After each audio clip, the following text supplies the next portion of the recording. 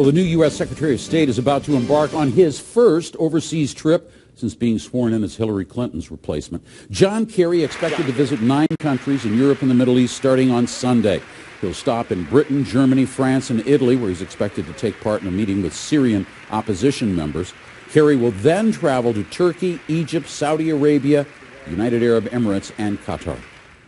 Well, what are the challenges that face Kerry and perhaps this most important leg of his journey, the Middle East?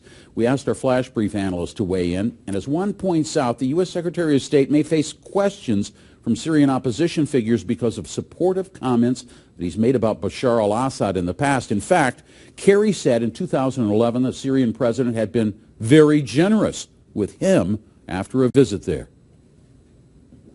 When Kerry came back from that visit, he was Assad's biggest champion in Washington. He was out there trying to push for a reduction in sanctions. He was encouraging the world to look at the Syrian stock market as a serious investment. In other words, I think that he has a credibility gap going into Syria, and I think that's something that no one is really talking about right now, but it is something that he's going to have to work on. The trip is important because it's his first trip, and Obama's going to follow in March, so this has a lot of significance symbolically, but frankly, people are not impressed by symbols anymore, and they want the United States to simply put its policy where its mouth is, to actually promote democracy, support those Arabs who are fighting for democracy, to actually be an impartial peacemaker among Arabs and Israelis, to actually apply the international law related to nuclear power to the Israelis and to the Iranians equally. But you'll notice that Kerry is not going to Israel, which means he's not going to engage the Israeli-Palestinian question in any direct or important way.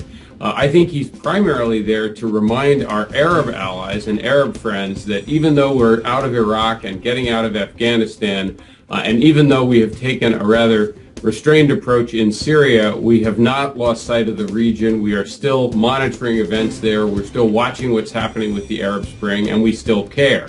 And it's going to be a little bit tricky because they may want a bigger commitment from Kerry than he's going to be prepared to give. Now, those expectations may be greater in countries like Turkey or Qatar that have been supportive of the Syrian opposition, places where there are distinct hopes the U.S. will actually become more involved.